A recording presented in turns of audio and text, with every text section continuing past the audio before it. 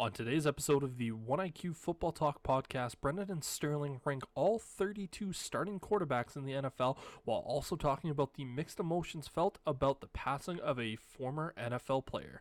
Here we go! Here we go! Here we go! We're going to have a fiery Sterling today.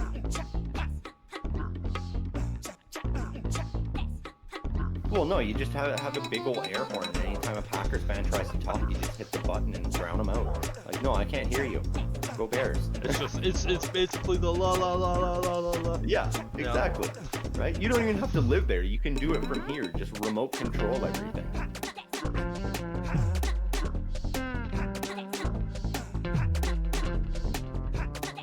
Yeah, I'm pissed off, man. Fuck the NFL at this point.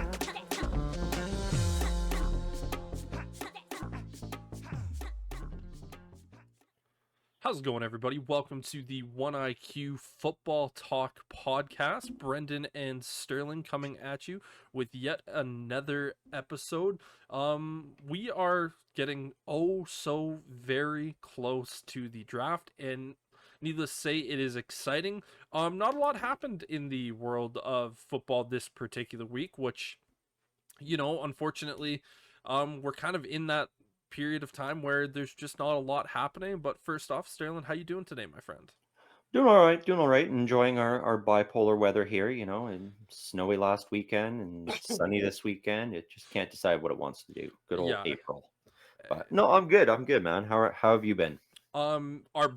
Our bipolar weather is making my allergies kick me right in the balls. So if you hear me Right. sniffling and coughing, that is the particular reason. I'm going to try to keep that to a minimum. But today's going to be an interesting episode. It's going to be an interesting episode because one of the things that I thought would be a good idea for us moving forward, and this is going to be more of an in-season type of thing, but I figured we might as well bring it out now just because it gives the audience a good idea of where we kind of think with, a bunch of quarterbacks is you have a quarterback power ranking. Every single week we always do a top 5 and a top 5 best teams in the NFL and a top 5 worst teams in the NFL.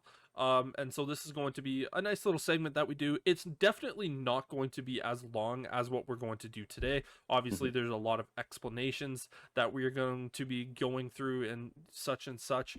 But, during the weeks that we're going to do this, it's probably going to be like a nice 10-minute segment each week, probably closer to the end of the episodes, going like, oh, we think this guy, jumped up in the rankings and such. But the reason why I think this potentially could get a little spicy is because throughout the day, when we were kind of doing some pre-notes and messaging back and forth, there's difference of opinions for a lot of stuff. And ultimately for us, we're going to try to come to a conclusion of a consensus top 32. This will likely change before the season actually starts, but this is kind of a nice little viewpoint from where we're going.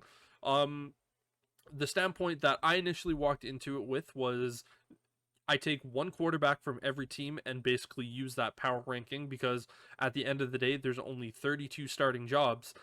It doesn't really matter if your backup is better than, for instance, starting QB number 31 or 32 or 29, whatever, he's still a backup and he's not one of the 32 best quarterbacks in the league at this particular moment because he isn't starting. There's going to be debates on who potential starters are for teams. However, in my list, I did include 2 rookies that have yet to be drafted into the NFL, mostly because it's a pretty much foregone conclusion that they're going to this team. One might be up for debate, but I feel like most people will know and going to spoil Caleb Williams to the Bears. He is on my list in this. And if you say, well, he's not even drafted yet, well, he's not visiting with other teams. He's only visited with the Bears. He's going to be a Chicago Bear. It's kind of the end of discussion. But yeah, this should be interesting.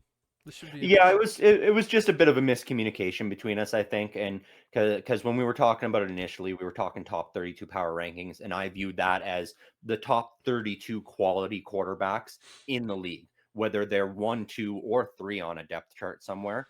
And, I sort of did it the same way that we had done it last year when we were talking near mid-season. We did a top 32 and we were talking about how Pittsburgh didn't even have a quarterback in the top 32. And so I took that same sort of approach and I was like, well, if a team can not have a quarterback in the top 32, then a team can have two quarterbacks in the top 32 is sort of the way I viewed it. And so that was the way I made my list. And I did not include anybody who hadn't been drafted. Therefore, really the Chicago Bears don't even have a quarterback on this list because of that reason. Because I couldn't put Tyson Bagent anywhere, and the draft has not happened. So that Yeah. was just sort of the disconnect and the miscommunication we had in our lists. But for the most part, we're going to be following through with Brendan's list, and I will just be sort of interjecting with my opinions off of my list if it is relevant to where he's put somebody, if I greatly disagree with where he has put somebody You're on kind his of list. the adjudicator in this situation of where you're Yeah, looking at it going, you know what? I feel like you were being fairly harsh on this particular individual and this and that. There is one pick that I'm not changing. I'm telling you, I'm vetoing it. that's fair. And I'll give you my reason why for it. Yep. But everything else is kind of up for debate, and I know that one veto we're gonna have quite the discussion on. So to kind of kick things off, a few weeks ago we did a top five for Yeah. quarterbacks. We did a top five for a bunch of players and rankings. I don't know if I still have that list for myself. I don't.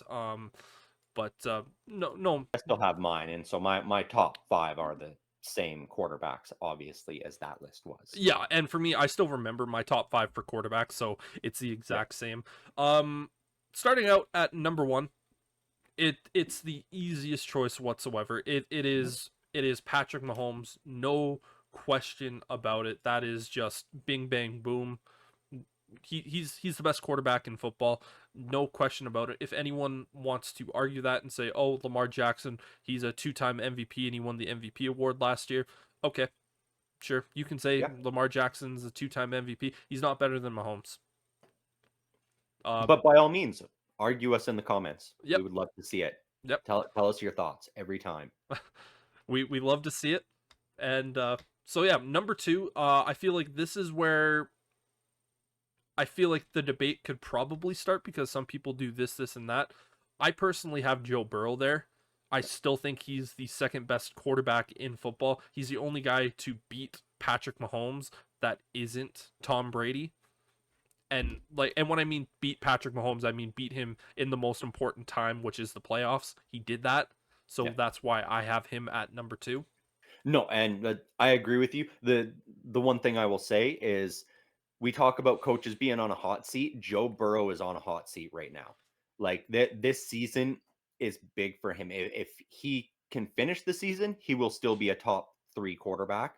If he goes down to another injury though, He's gonna I drop. honestly he will be outside of my top 15 at that point. He's going to fall way off if he cannot complete a season again and goes above the 50% mark for incomplete seasons.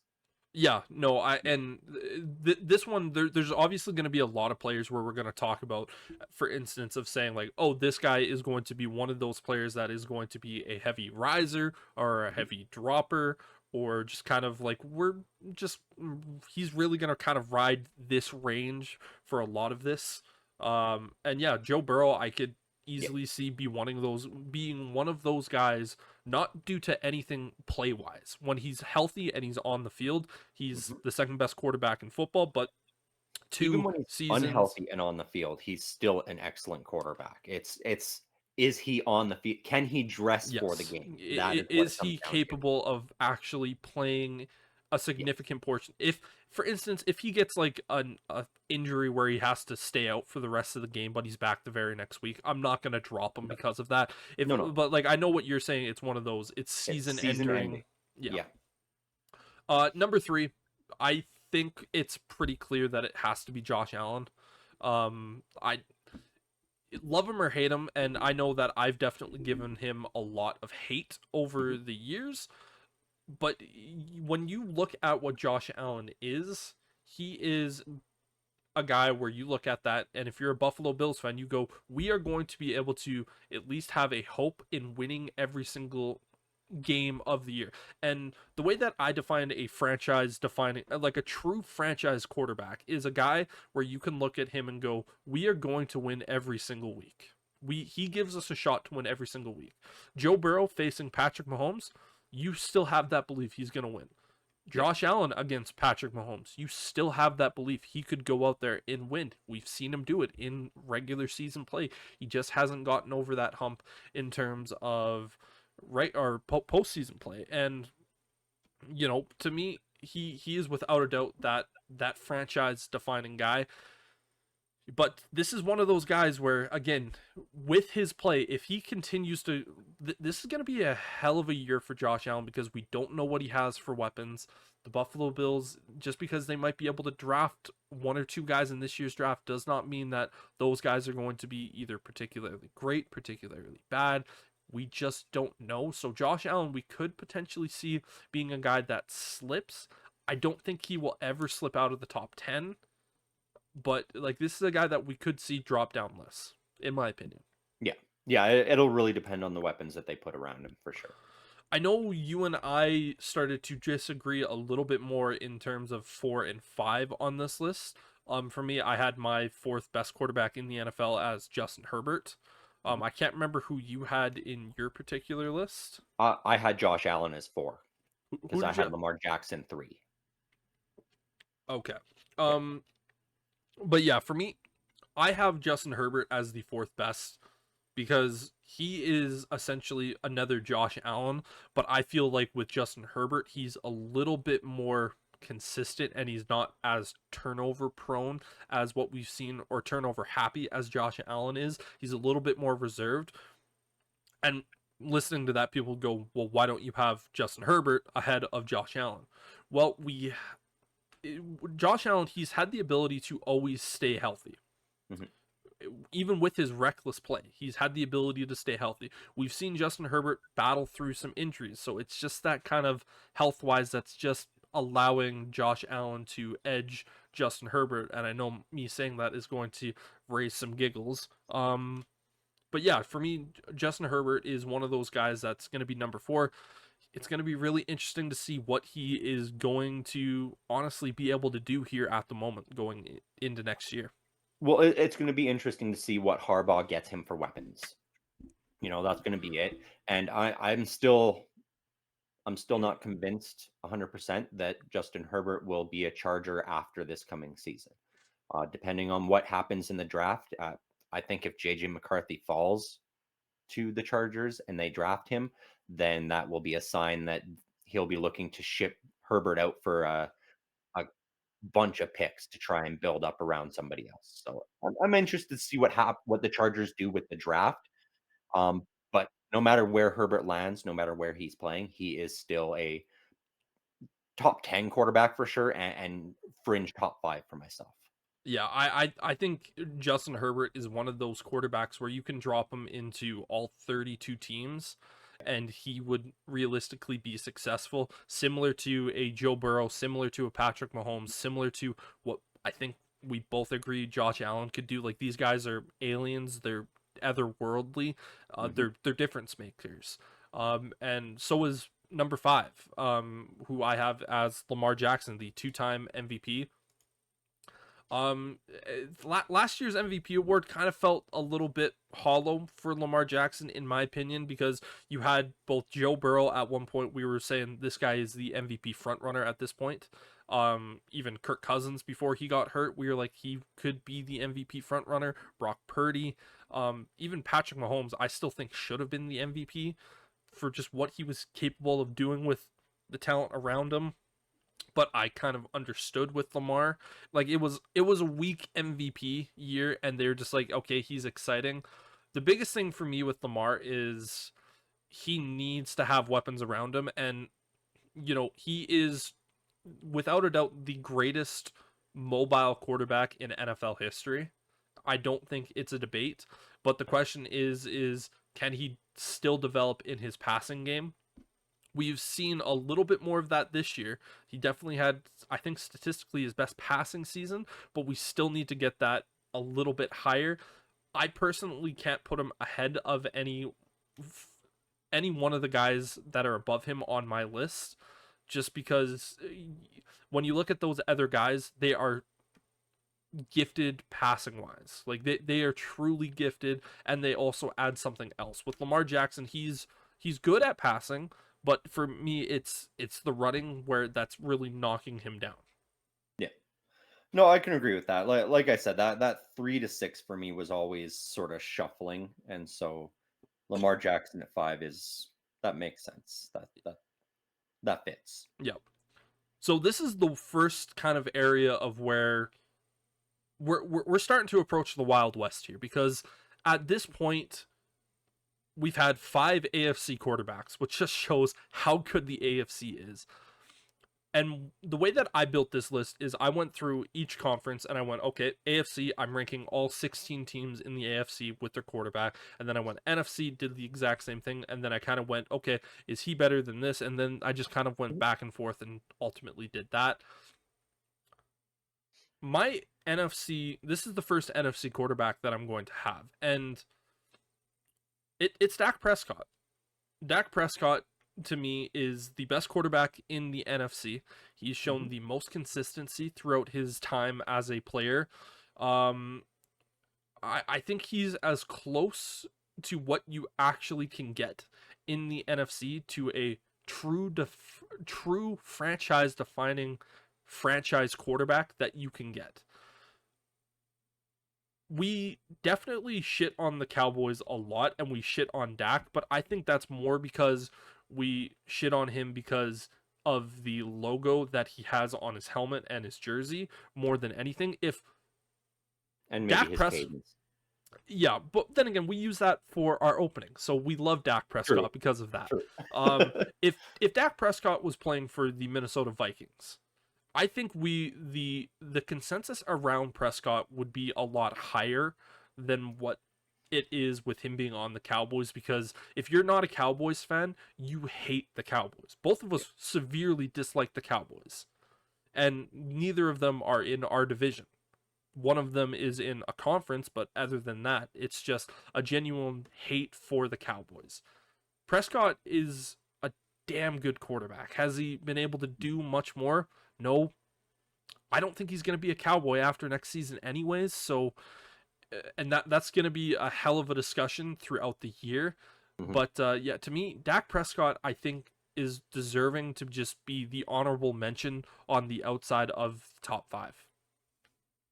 No, and that brings us to, the top 6 quarterbacks are all this. We've got the same quarterbacks, just in a slightly different order after number 2. That's really all it is. So yeah, because I have Dak Prescott as my best NFC quarterback as well. I just had him at number 5, edging out Justin Herbert, simply because, at least Prescott has been able to finish seasons at this point. Herbert's been struggling with his health. Yeah, and so, but yeah, Yeah. next Well, one. now is, I think, when it starts to get a little more interesting, Yeah, because we are definitely entering the Wild West. let's see if our top 10 rounds out with the same quarterbacks, even in slightly different orders. Yeah, and so for me at number 7, I chose a guy that was a rookie last year, and this was CJ Stroud. Wow. CJ Stroud, to me, he had a unicorn season. He went out there as the second overall pick with a team that everyone said was going to finish in the bottom 3. Not the bottom 5, the bottom 3. Most people expected the Arizona Cardinals to have picks 1 and pick number 2 because they held the Texans' first round pick. And there was a reason for that, because the Texans looked bad on paper. It was, okay, you have a young quarterback who we think has a lot of promise in him in CJ Stroud. He holds the record for the most passes in the NFL for a rookie quarterback without an interception. He had 5 interceptions as a rookie quarterback in the NFL. Now, if you were to look at the Texans last year at the weapons that they had, you would have went, okay, they have Devin Singletary as their main running back. He kind of didn't do a ton in Buffalo. It was like he was okay, but he wasn't amazing. Nico Collins, he's a okay wide receiver. He's not anything elite. And Tank Dell, a third round wide receiver. The best weapon that they really have is Dalton Schultz from the tight end perspective. But you know what? Like it's okay for a rookie quarterback, but it's nothing special. CJ Stroud, he elevated all of those guys. To me, see what we saw from CJ Stroud was insane. When they got to the playoffs, it was okay, you know what? This was a great run for the Texans. Their Cinderella season is coming to an end because they're playing the Cleveland Browns, who are also on a Cinderella type season. They're on their fifth quarterback. Their defense is one of the very best in football. This is a rookie quarterback with a rookie head coach, and it's just CJ Stroud was a unicorn last year. Do I think he can do it again? I don't know. We're going to have to see. But for right now, CJ Stroud is probably closer to being in the top 5 than Lamar Jackson is to me. Granted, I have Lamar Jackson in my 5 spot, but it could very easily be a thing where I swap those two guys very early in the season, because what we've seen from Stroud is his excellent passing ability. He's shown the mobility that you need in the NFL as a starting quarterback in today's game.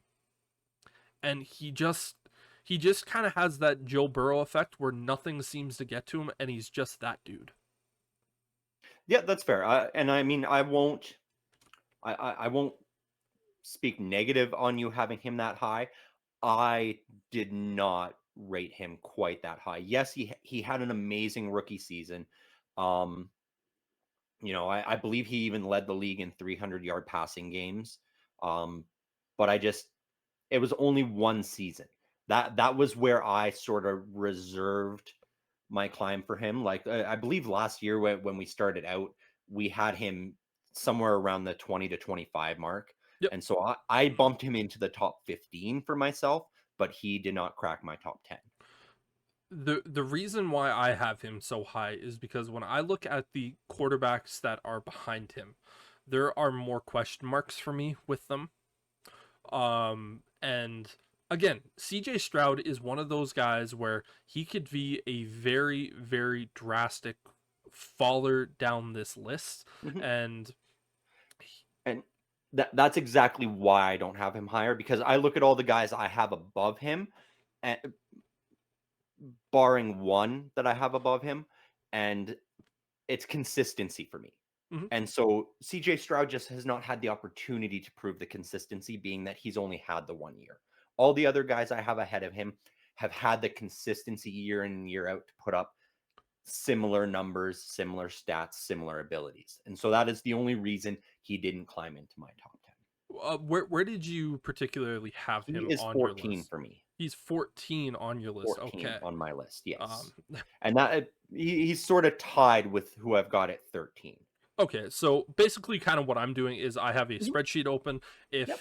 I have 3 sections of where it's green, they're not moving. Yellow Yep. means we could move them, and red, we're definitely moving them.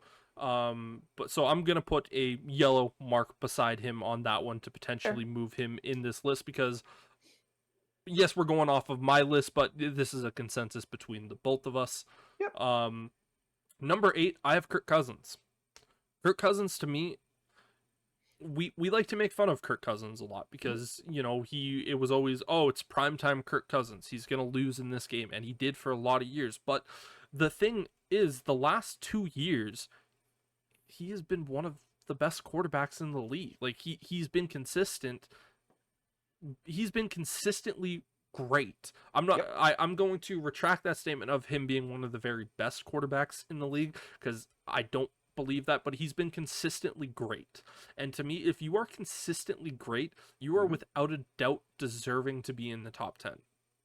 And last year before he got injured, as we said a little bit earlier, he was our consensus kind of MVP frontrunner for a little bit. And there was a period of time where he didn't have Justin Jefferson. He was throwing to TJ Hawkinson and Jordan Addison, and he was still making it work.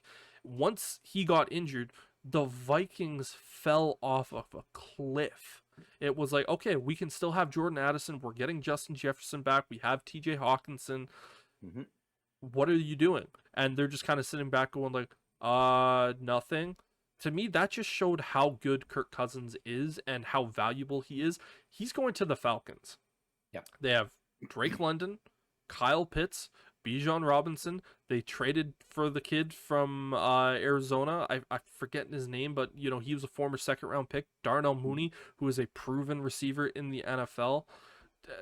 Kirk Cousins to me is one of those guys where like he was pretty much exactly what they were missing last year from the quarterback standpoint, and they don't have Arthur Smith coaching and calling the plays, Hmm. so that is an instant bonus. So for me, Kirk Cousins is a guy that I really struggle to not have in the top 10, and he's my 8th quarterback.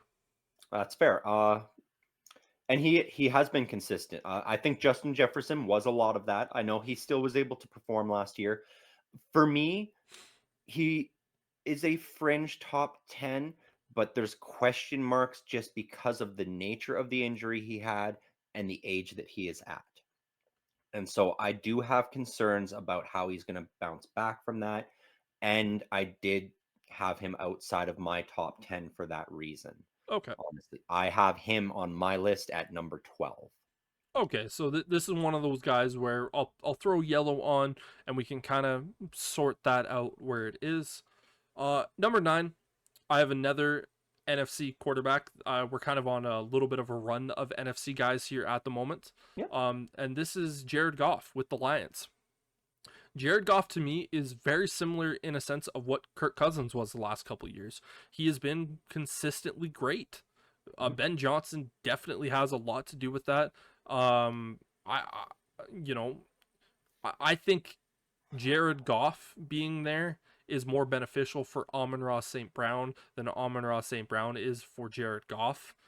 We've seen Mhm. Jared Goff play at an elite level in the NFL, and he has a head coach, or he has an offensive coordinator who is allowing him to be in a position of really good success, and he has done nothing but that.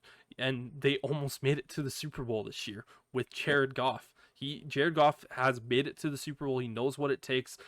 The Lions are easily one of the favorites in the NFC next year to potentially make a push to the Super Bowl. And to me, he has to be a top 10 quarterback. 100%. Jared Goff actually is my second rated NFC quarterback. I have him on my list at number 7. Uh, like he for me, I look at him and I see Matt Stafford, Justin Herbert, that caliber of play and that style of consistency. And I agree. Like Amon-Ra St. Brown and Sam Laporta, those guys are benefiting from having a guy like Jared Goff, who is at this point, veteran, who has been to a Super Bowl, who has gone through hardships with LA and got traded as a bust. And they were like, we need to move on from him. And he's reemerged in Detroit, as I always thought he would. I was big on Goff from his draft year. I thought he was going to be a great quarterback, and I think he's really hitting his stride now. And I think we're seeing him hit his prime. The next 2 to 4 years for Jared Goff, it's gonna be prime time Goff. I think. It's going to be really, really fun to watch. And Yeah. next up on my list is Baker Mayfield with the Tampa Bay Buccaneers. Okay. The reason why I have Baker Mayfield is, and for me, this is one of those ones where it's a little bit more of the story of Baker Mayfield and what we saw from him last year. If you watched last week's episode, we talked about quarterbacks and how they can succeed with their situations. Baker Mayfield had 3 different head coaches in his first 3 seasons of the NFL. That is not a recipe for success. His 3rd season in the NFL with Kevin Stefanski as his head coach, he instantly took a massive leap forward. He started playing a lot better. He beat your Steelers in the playoffs. Mhm. The next year, he was injured. He got injured, and the Browns said, you know what? You're still going to continue to play injured, and your throwing shoulder, which is the one that's injured, we're going to throw the ball 40 plus times a game. He was dealing with divas in Jarvis Landry and Odell Beckham, and so a lot of people were saying that he was also a diva, but no one ever said, but also these guys as well. Goes to Carolina, which was a bad situation, leaves Carolina, goes to the Rams, where to the point he played so well with the Rams, I said they should cut Matthew Stafford and pay Baker Mayfield because he's younger and Sean McVay is likely going to have more success with him Mhm. for the longer term than Matthew Stafford. Goes to Tampa Bay, and we all kind of sat there and said, okay, he's probably just going to kind of run out this team for the year, and then maybe it's going to be perpetual backup for Baker Mayfield. He proved us all wrong. He was a Pro Bowl quarterback. He was phenomenal with a team that at one point I said was going to be fighting for the number one overall pick because I didn't think the roster was that good. Baker Mayfield to me is one of those guys that 100% should be in the top 10 because he has just performed under the worst circumstances. He got paid this year. I Mhm. think he's a guy that you could see potentially fall on this list. I don't think he's going to fall far, but he's a guy for me. I truly do believe he's a top 10 quarterback. Um, I I agree. I don't have him there yet. I think that's where he could climb this year. You know me, I have not been big on Baker Mayfield for many years. Um, I didn't like his attitude coming out of college. He's always been low on my list. This is the highest I've ever had him, and I have him at number 15 on my list. So he's cracked the top 15 for myself. I do think if he is able to have Tampa Bay still battling for that division this coming season, that will solidify him into my top 10. Fair, fair. Yeah. At number 11, I have 49ers quarterback Brock Purdy. Brock Purdy is one of the most interesting cases of a quarterback we've ever talked about because when he started in his first year, the last 7 games Mhm. of the 49ers season, when he went in for that first game, there was no expectations for him. It was the 49ers season is done. They lost Jimmy Garoppolo. Trey Lance is gone for the year. It's this Mr. Irrelevant, last pick in the draft. It's just going to kind of be riding it out. And hopefully he can get us maybe 1 or 2 wins here. But no one expected him to be as good as he was. Then in year number 2, it was, can he replicate that? Yep. And to me personally, I think he was better than what we initially expected. Did he have a few bad games? I know that Ravens game on Christmas Day was horrific for him.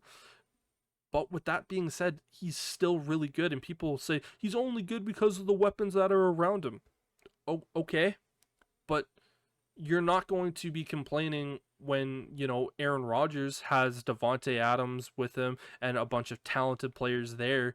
You're Mhm. just going, well, it's Aaron Rodgers. He has some great players with him. And, you're not, no one's looking at Joe Burrow and going, he's only good because he has T. Higgins and Jamar Chase. It's going, no, he's a good quarterback. Brock Purdy, we just don't know yet. To me, he's one of those guys that is fringe top 10 for me, but Yep. he is 11. I don't think he should be moved from 11. This is not the guy that I have, this is my veto one on, but Mhm. like he to me he's right on that cusp. He's reaching out. He's got a hold of the rope and he's climbing, and I personally think that if people are going to criticize him for the stuff that he has around him and the team being really, really good at team building, that it's a faulty argument.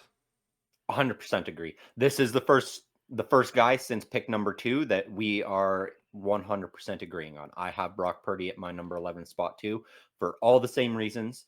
Um, and it's that consistency. He's climbed consistently up our boards as well. And if he does the same thing again this year, I expect to see him crack into that top 10 finally. Without a doubt. Yeah. And so we're just outside the top 10 now, and I have 3 guys on my list in my top 10 that we have not touched on yet. So I'm curious to see where these guys land up for you. Next up is Jalen Hurts.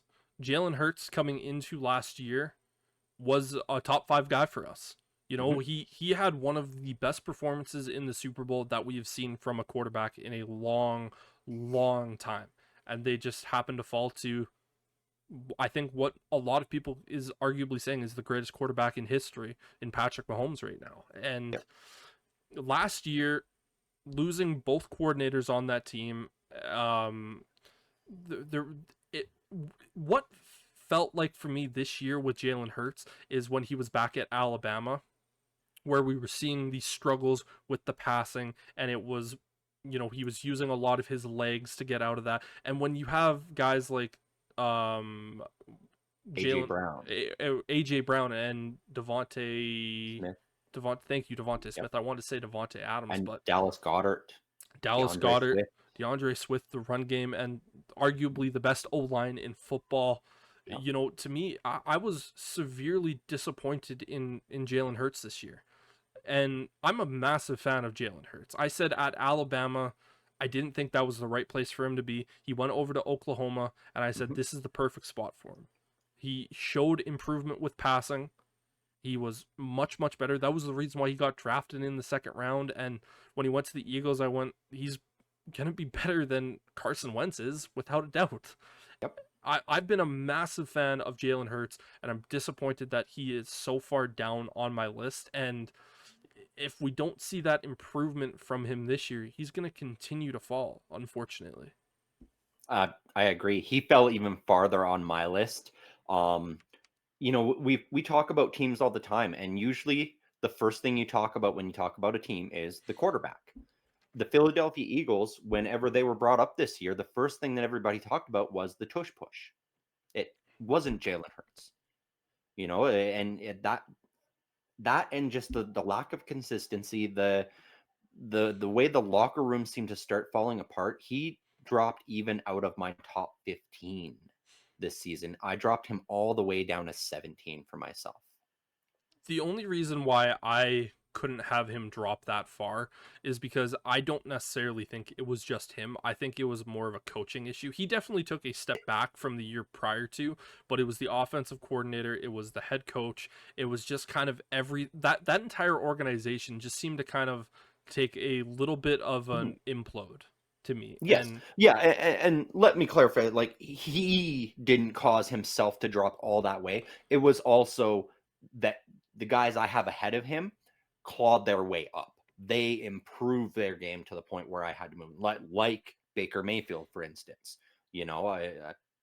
That's fair. why he fell so far. There were so many other quarterbacks that performed so well that they just kept climbing up. I kept dropping Jalen Hurts further and further. I'm like, man, this drop has to stop eventually. And 17 was where it finally ended for me. Fair. Next up at 13, I have Dolphins quarterback Tua Tagovailoa. Tua last year answered probably the biggest question that we had from him in last year is, can he play a full season? He did Mhm. that. Um, the reason why I can't have Tua any higher than what I currently have him is because we have just seen him be a product of the players that are around him, and when he doesn't have those guys, he's kind of a middle of the road quarterback in my opinion. He's efficient at placing the ball where it needs to be placed. Does he have the strongest arm? No. Can he read a defense fairly well? Yeah. But to me, there's nothing special that Tua does. He's kind of like Kirk Cousins to me, of where he's like, when you look at all of his attributes, Kirk Cousins I think has, a couple of greats, a couple of goods, but he doesn't have a couple of elites. Tua has a lot of goods. He might have one or two greats, but he doesn't have anything lower than a good, but doesn't have anything more than just the one or two greats. That's fair. Some of those arguments you started out with, though, sounded very similar to the arguments that people use against Brock Purdy. The weapons around him are what makes him good. But And the so, reason why I bring that up is because we saw Tua before he had those weapons, yep. and we've seen Tua without those. We haven't seen any difference with Brock Purdy yet. Yeah, we haven't seen Brock Purdy without them yet at this point. Um, Tua is one of the top 10 quarterbacks on my list finally to come off the board. I had him at number 8 for myself because he was able to go out and finally answer some of those questions for us. Can he stay healthy? Can he be consistent? can he protect the football, and can he utilize his weapons appropriately? And he did all of that. And for that reason, I did have him in my top 10 at number 8. Fair, fair. I still really struggle with Tua just because having Tyreek Hill and Jalen Waddle out there is one of those things where you literally have cheat codes out Yep. there on the field of where you can just throw the ball up and go, yep, your guy is not going to be able to catch my guy. And then he also has one of the most gifted play callers since we've seen from Kyle Shanahan. And Mhm. I've seen what Tua is without these weapons.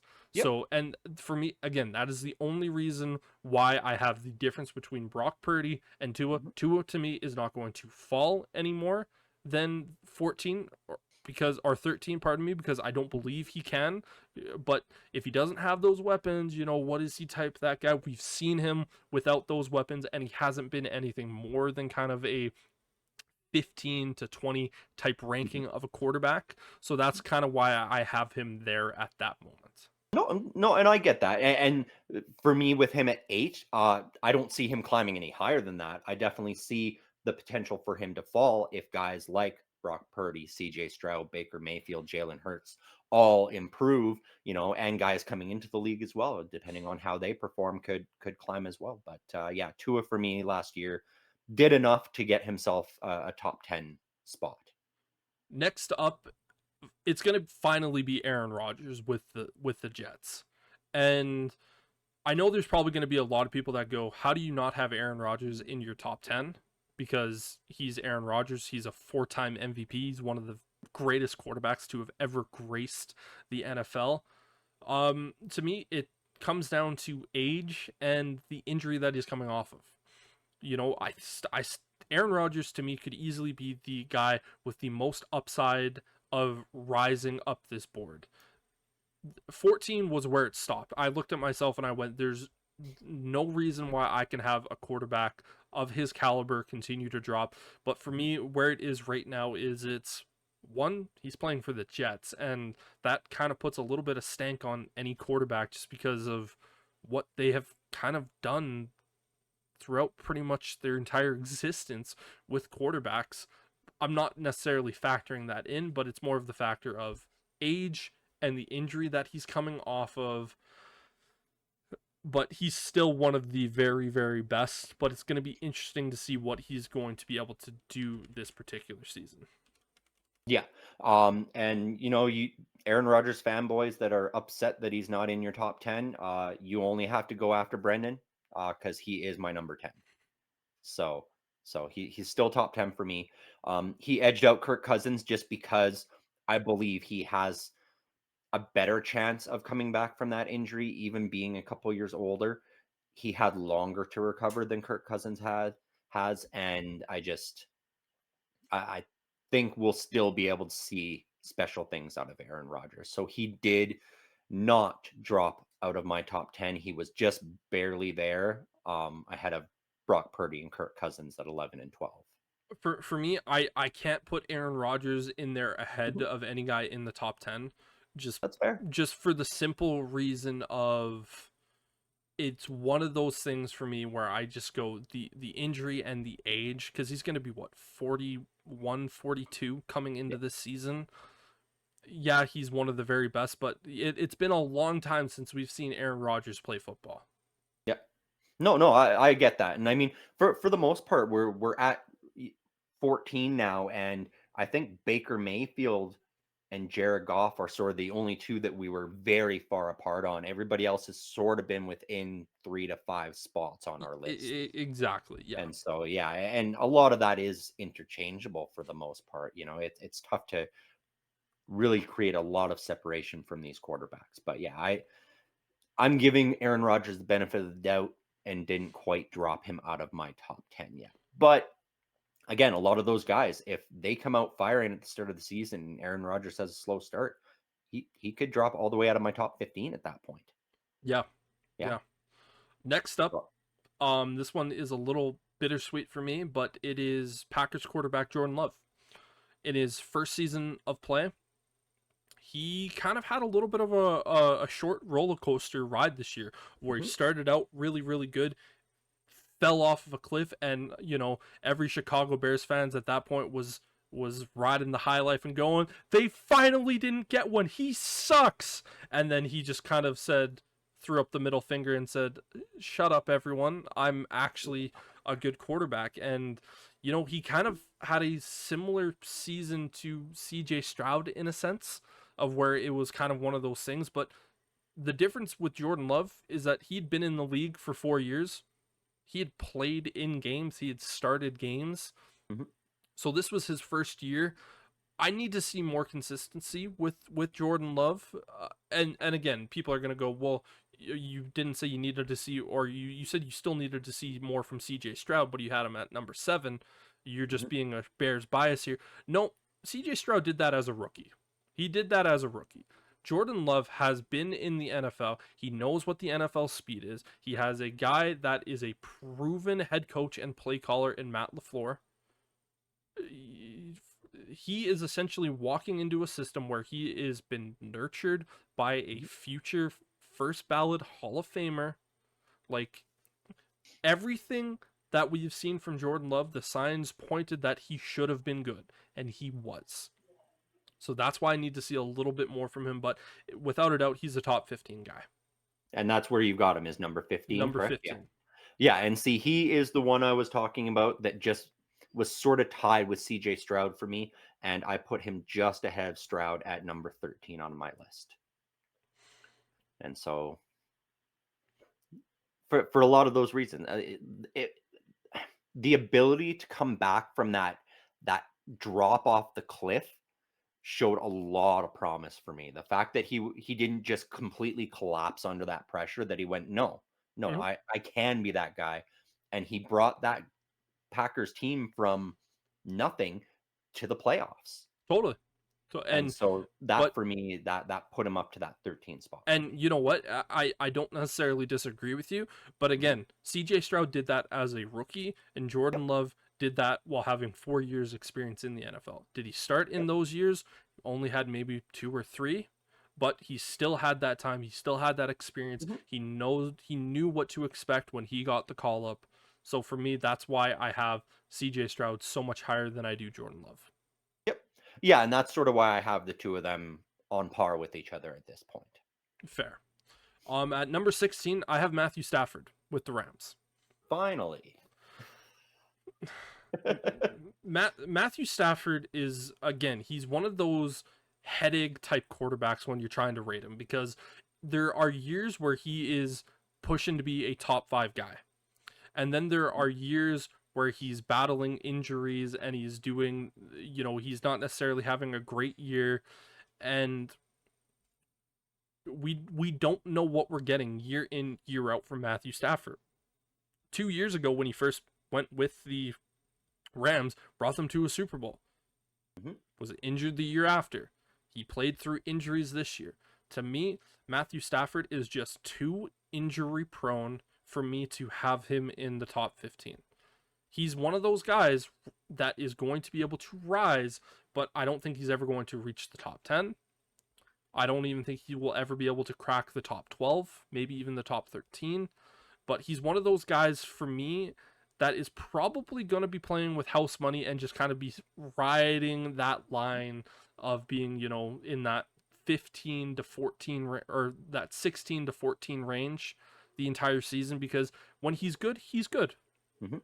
But his age to me and the injury history, it's just one of those things where I'm like, man, you have Sean McVay, you have Puka Nakua and Cooper Cup.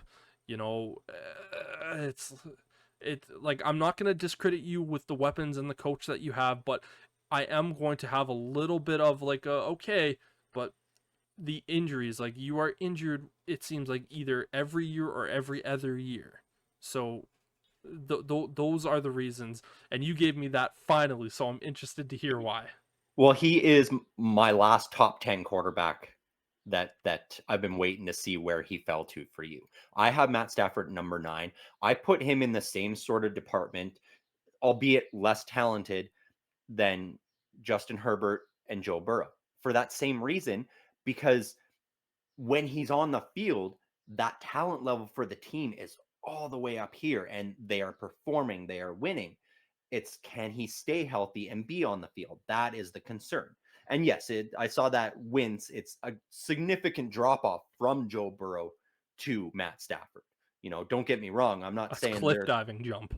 yeah, but in terms of the quality of play for their team when they're on the field to off the field, you see some parity there. And that injury concern is the same for both of them. If Matt Stafford can stay healthy, I have no doubt that he's a top 10 quarterback. He won't crack into my top 5, but he's definitely a top 10 quarterback when he can stay healthy. And I think we'll see a healthy Matt Stafford this year. And it'll be interesting to see with, Puka Nakua, Cooper Kupp, Kyron Williams. I think they still have Tyler Higbee, or did he move on? I can't remember. Yeah, Either way, either way. it's I think it'll be interesting. So that was my finally. I was like, okay, my top 10 is finally off the board now. We can go from here. So up to this point, halfway through, we've got all the same guys off the board, barring one. Who did you I have had in your top 17? It was like 17. Jalen Hurts was at 17. So I That's have right. one guy in my top 16 that you haven't got there yet, but I'm gonna wager that he's coming up in the next pick or two. At pick number 16 or 17, pardon me, is Trevor Lawrence with the Jacksonville Jaguars. With Trevor, he has shown that he can be a good quarterback, but in his rookie year, to me that was a write-off year. Urban Meyer, that it was such a clusterfuck of a season where you kind of have to eliminate that. And year 2 with Doug Peterson, it was like, okay, he took a massive step forward. This year, we're like, he's going to take an even bigger step. Didn't. Granted, Yeah. he was battling with injuries, but it was one of those things where we've seen guys, even while battling through injuries, they're still able to take that step and progress. Mhm. They got Calvin Ridley to bring in there to be that experienced guy, and he was a 1,000-yard receiver this year. Trevor Lawrence just didn't take that step for me, and that is why I ultimately have him here at the 17 spot, is because we know he's a good quarterback. Yep. He's shown the last 2 years that he can be good, but we expected from that second season to that third year to go from being a good quarterback to being a great quarterback. We didn't ask him to be elite. We didn't ask him to be a franchise defining guy. We just said go from good to being great. He didn't show that to me. No, and I agree. And that Trevor Lawrence was my number 16, and so that officially brings us up to all the same guys are off the board now at up to 17. I have a feeling I know who you're putting at number 18. But Who yeah, do you think I'm putting at number 18? I think that's where you're going to slot Caleb in. Nope. No, Nope. okay. I thought you'd want him in the top 20. So yeah, but yeah, I agree on Trevor Lawrence. It was a lackluster year last year, even though he still did great things. They started 6-1 or something Yeah, like it that. And was. they were dominating the AFC. It looked like it was going to be their year, and then the injuries caught up with them. And so he has to be careful not to fall into that same sort of category of the guys like Matthew Stafford and Justin Herbert, where it's like, oh, well, if he's healthy, they're going to have a great year. If he's hurt, they're not. So I think the difference between Justin Herbert and Matthew Stafford when it comes to Trevor Lawrence is both of those two guys that you've named, they had Yep. both been like again, Justin Herbert has shown that he's an elite franchise defining quarterback. He took that step. Matthew Stafford has also shown that he can be an elite quarterback. He's taken those steps. Maybe not as much lately, just due to the age and potential injuries, but Trevor Lawrence, he's a good quarterback. He just didn't take that step to being great. yeah, and he's one of these guys at this 17 spot where I don't necessarily see him falling much, but he has a lot of room to grow and climb. Oh, without a doubt. So Without a yeah, doubt. it'll be interesting to see what he can do this coming season. Headset just Our head rest just came off my chair. That's cool. Number 18, I have Kyler Murray with the Cardinals. I think a lot of people are kind of forgetting what type of quarterback Kyler Murray can be. He was injured up until like halfway through November. He went on a team that essentially had nothing in terms of weapon, nothing in terms of O-line. He was really only thrown to Trey McBride. The defense was shit. And you know what? He still looked half decent. Yep. Kyler Murray, a few years ago, was an MVP frontrunner. I think he needs some better weapons around him. I Mhm. think he honestly needs some better coaching around him. The team is bad, and he's just giving it everything he has. And that injury with him not playing most of last year is one where I think a lot of people are forgetting about the juiced hamster that Yep. is Kyler Murray. But to me, he's a top 20 guy. He's a guy that I can very much see rising on this list. And if he can get a guy like Marvin Harrison Jr. to be Mhm. his number one weapon, that is going to be a hell of a team that is going to be out there and performing really, really, really well. Yeah. I agree 100%. I also have Kyler Murray at 18 on my list. Yeah, no, no, I nothing to add, nothing to detract from that. Like that's perfect exactly spot how for I him. felt about Kyler Murray, and that's why I had him in my top 20 as well. At spot number 19, I have Geno Smith with the Seattle Seahawks. Geno Smith last year, going into last season, he was a guy that was without a doubt in the top 15. He showed that after that comeback year, it was like, oh hey guys, like don't sleep on me. I Mhm. got better weapons. Pete Carroll is still here. I still think Geno Smith played fairly well last year. I think the Yep. NFL kind of figured him out a little bit more and said, we're not going to allow you to kind of do some of the things that you ultimately did prior to last season. But ultimately, I still think he played well. I think he still has another year in the tank. Mhm. Um, he deserves to be in the top 20 for me, and I feel like pick number 19 is a very solid spot. Yeah, he developed well last year, and he was able to shift when teams started game planning against him. I had him one spot lower. I do still have him in my top 20, but I had him at number 20 for myself. Fair. You said earlier how you would have thought that I won Caleb Williams in the top 20. Yep. He's picked number 20 for me. Okay. The reason why I have Caleb Williams in the top 20, and I know people are going to go, you're just a Chicago Bears homer, and he's, your future core. He's not even on the team yet. You can't even have him on this list. He hasn't played it down in Mhm. the NFL. Caleb Williams has been talked about as being the best quarterback prospect to come out of the draft since Andrew Luck. That means he's been viewed as a better quarterback prospect than Trevor Lawrence, than Mhm. Joe Burrow, than Kyler Murray, than Baker Mayfield, than all these guys since Patrick Andrew Luck. Mahomes. Patrick Yeah. Mahomes. That does not mean he's going to be better than these guys. I understand that. Mhm. But when you are talked about in that category as being on Andrew Luck level, he's going into a better situation than any quarterback in history has ever gone to when they have been selected first overall. Mhm. You're telling me that him getting DJ Moore, Keenan Allen, Gerald Everett, Cole Kmet, and the running back room of Khalil Herbert, DeAndre Swift, and Roshan Johnson, granted, is the O line top in the league? No, no. Is it still half decent? Yeah, it is. They're going to be able to protect him. The defense that he's going to be able to have, he can have rookie struggles for the first month and still easily win games. Mhm.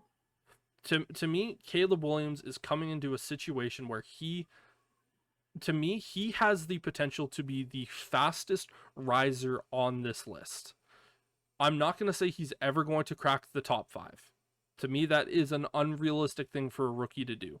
But for him to have a CJ Stroud type Mhm. rise for me this year, that's not out of the question. Uh, I would say he almost has to. With the weapons he has around him, like, and where he's going, he's like, you look at what he's gonna have, it's like what Brock Purdy got, except Brock Purdy was Mr. Irrelevant. Yep. And so if for some reason he can't go out there and put up better numbers than Brock Purdy, that to me is a negative on Caleb Williams. Like, he has to I come don't out think he and has to be a generational guy immediately. I think I think like the pressure's on him to be. I think it very much is. I think if he doesn't put up those phenomenal numbers, if he doesn't break Bears records, there's going to be a lot of analysts around the league that are going to be shitting on Caleb Williams and saying he could be a bust. Like he's got probably the most pressure. You said he's got the best situation, but he's also got the most pressure of He does. any rookie quarterback coming into the league in Mhm. decades. Totally. Yeah. With he has the most pressure of any Mhm. quarterback, I would say, in the entire NFL this year, because he's walking Oh, for into sure. he's because of the situation that he's walking into and the Mhm. hype that has been surrounding him. But with that being said, we've seen nothing but pressure put against him in his Yep. college career, and he's shown up and still been that guy. And he And has the ability to be the highest riser, but he also has the ability to be a significant dropper in this list. I think the expectations for Caleb Williams this year is above 3,000 passing yards and 25 passing touchdowns. If he does that, people will go, that is a successful rookie year. Because CJ Stroud, he had over 4,000 yards passing, only had 25 passing touchdowns. So if yep. he can be somewhere in the ballpark of that, there's going to be no questions about him. Yeah, no, for sure. I mean, I think there will still be questions because then it will take that same Brock Purdy flip, and people will start going, okay, well, now let's see what he can do without all those weapons, Totally. is what's going to happen. Yep. Yeah. But yeah, I did not have Caleb Williams on my list at all. I did not select anybody who has not been drafted yet Yep. onto my list. And Yeah. we knew that coming into Yep. this process. Next up at pick number 21, I have Justin Fields. Okay. To me, this is the one that I'm vetoing. This is he is set in stone right here. And the reason why I have Justin Fields is because when I looked at all the teams, I said, who is the team's best quarterback? Yeah. And I've said it for weeks. We've argued about it time and time again. Justin Fields is a better quarterback today than Russell Wilson. I don't think you disagree with that. No, I don't. You have we have the disagreement in the terms of how they should use Justin Fields and Russell Wilson, and in terms of who's going to be starting. If you want to hear those arguments, go back a few episodes and you'll be able to see that. But to me, Justin Fields is the better starting quarterback for the Pittsburgh Steelers. I still think it's a mistake not to play him right away. He has 38 games of starting NFL experience. At this point, there's no point in wasting games if he's kind of on this essentially a contract level type year. But to me, the reason why I have Justin Fields right here is because if the Bears did not have the opportunity to draft Caleb Williams with the first overall pick, Justin Fields would have been in that 20 spot. Yeah. He might have actually been higher on the list. But yeah, if I slotted Russell Wilson into here, he'd be a lot lower on the list. He's not going to be, he's 29 on this list, but he would be closer to 25 than to 21 for me. So that is where I have it. And again, I understand that if they do have Russell Wilson as their starter day one, you and I disagree with this. I still think Justin Fields is going to be the starter day one. You say they're going to use Russell Wilson. If Russell Wilson gets placed as the starter, I will change the list accordingly. I will do that. But until that date happens, and I see that Russell Wilson week one is the starting quarterback, Justin Fields will be my starting quarterback for your Pittsburgh Steelers. That is perfectly fair, man. And honestly, I have the Pittsburgh Steelers starting quarterback at 21 as well, but I have Russell Wilson. I have Justin Fields just a couple spots behind him at 23. Yeah, for the reason why I have the reason why I believe that I can make this argument that Justin Fields is the guy is because if you had the opportunity to sign either Justin Fields or Russell Wilson, you could only have one of them. Yep. Who are you picking? You're gonna sign Justin Fields. You're choosing Justin Fields, and it's just a situation of where, unfortunately for the Steelers, they have both, and it's a really weird situation. But I also looked at what Justin Fields had last year in terms of weapons and what was around him in the play calling, as opposed to what Russell Wilson had last year in Denver. Yes, Russell Wilson's numbers were a little bit better, but he had arguably a way better play caller. Sean Payton is a better play caller than Luke Getsy. Better play caller, but Justin Fields had better weapons. I don't agree with that. I You think he don't? You had think one. Cortland Sutton is better than DJ Moore? I think DJ Moore is the best weapon out of all those teams, but the collective of weapons. I think Russell Wilson had a collective of weapons in Cortland Sutton. Cortland Sutton is, I think, a top 25 wide receiver in the league. I don't think anyone would argue, might maybe make an I, argument that he's top 20, maybe yeah, even top 15. I don't think either of us would agree with that, but Jerry Jeudy was still a better number 2 wide receiver than anything the Bears had last year. fair. Their tight end game, it was so. I think Cole Kmet was a better tight end, but I think their weapons in terms of the wide receiver room were better. And again, the coaching to me was really what made Russell Wilson have a better situation there. Mhm. So those are kind of the reasons why. Fair enough. Yeah, we've gone on at length about, you know, Russell Wilson and Be Justin Fields, Justin and we Fields. will all through off season, all through training camp and preseason. Yep. It's going to be a constant thing. That's why I don't have anything new to add about it. You know, like I said, I've got Russell Wilson at 21 and Justin Fields at 23 on my list. Yeah. And again, for me, that was always going to be like, okay, Mhm. well, how come you have Russell Wilson farther down? And those were the explanations that I Yep. gave for why I have Fields ahead of where I would have Russell Wilson. At 22, I have the Cleveland Browns quarterback in Deshaun Watson. We're kind of getting into a territory with from here down of where it doesn't really feel great kind of placing any quarterback at any of these spots just because they're all kind of just bad or they're unproven at this point. Deshaun Watson, we know what he's capable of doing. He's a top 25 quarterback at this point. He got Mhm. injured last year. I think a full year in Kevin Stefanski's offense, if he can be healthy, he can be a top 20 quarterback. I'm not going to say he's going to reach the top 15, but yeah, Deshaun Watson at 22, I think he's better than the rest of the guys that are still on this list. Is it one of those ones where it's kind of like where I'm just kind of vomiting that onto the screen of like, okay, like I guess he can go here because he's better than no. Yeah. Yeah. So like it's weird to rate Deshaun Watson of where he is as a quarterback standpoint because neither of us particularly think he's still great or even that Yeah. good, but he's still better than the rest of the options on my list, I think. That's fair. I'm glad. I was worried you were going to put him higher than 22, if I'm being honest with you. So I'm glad you didn't. I have him at my 25 spot. So he is still top 25, but he's very fringe. And honestly, I just looking at my list, I see 3 guys, plus I can think of a couple of draft picks that will definitely outshine him and drop him further down that list, in my opinion. Yeah. I could even see Jameis Winston taking that job from him and being a better quarterback than him next year. So yeah, But Deshaun Watson, 25 for me.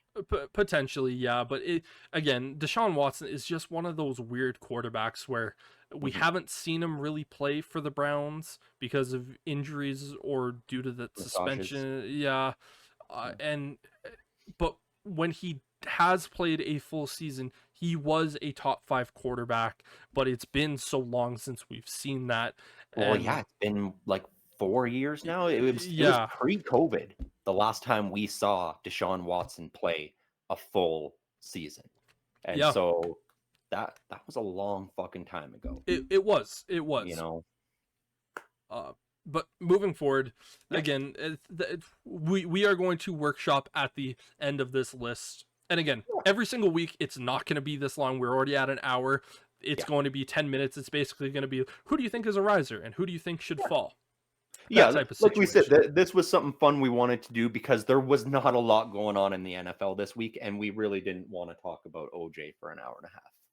We will talk about OJ at some Yeah, point but we didn't want to because do it for an hour and a half. So we exactly. wanted to find something fun that we could fill in here and have some slightly spicy arguments. Exactly. We Yeah, knew coming in with this is yeah, going to be one of the things where you and I are going to we're essentially both, rams that are just going to bash each other's heads in with this. I'm But surprised there hasn't been more, honestly. I'm Yeah, surprised we've been so close in our rankings for a lot of it. yeah. I've got one guy that you're gonna hate I have in the top 20, I think, that he's the only guy on my list that you still haven't touched I'm in the top interested to 20. see who that's going to be, but nonetheless, at number 23, I have the Raiders and Gardner Minshew. Gardner Minshew, throughout his entire career, he really feels like he is this generation's Ryan Fitzpatrick, Yeah. where he's going to constantly be a starter in the NFL. He's essentially just going to be like a kind of 1-2 year deal type of guy where he's going to bounce around from team to team to team to team, and he's going to perform well. Like Mhm. he's going to be a decent quarterback. He's not going to win you a playoff game. He might not even make you win enough games to get to the playoffs, but he's going to give you the ability with the right circumstances and weapons around him to win games. We saw last year with the Colts that Mhm. he was a solid quarterback, and I feel like the 23rd quarterback in the NFL to me, that right there is a sweet spot. He's going with the Raiders. Aiden O'Connell to me is a non-factor. We saw, I know Raiders fans like to argue that they go, well, Aiden O'Connell, he's been a year with that Mhm. team. You watched him, he couldn't make a throw to Devontae Adams. Like, how do you No, and not be able to get a throw to Devontae Adams? right, and I think Raiders fans make that argument because you look at the depth chart right now, and the Raiders have Aiden O'Connell listed as their starter, which is just crazy to me. Yeah, I You think know, it's 'cause going to be a preseason or training camp battle, and Gardner Minshew is going to go out there and win it.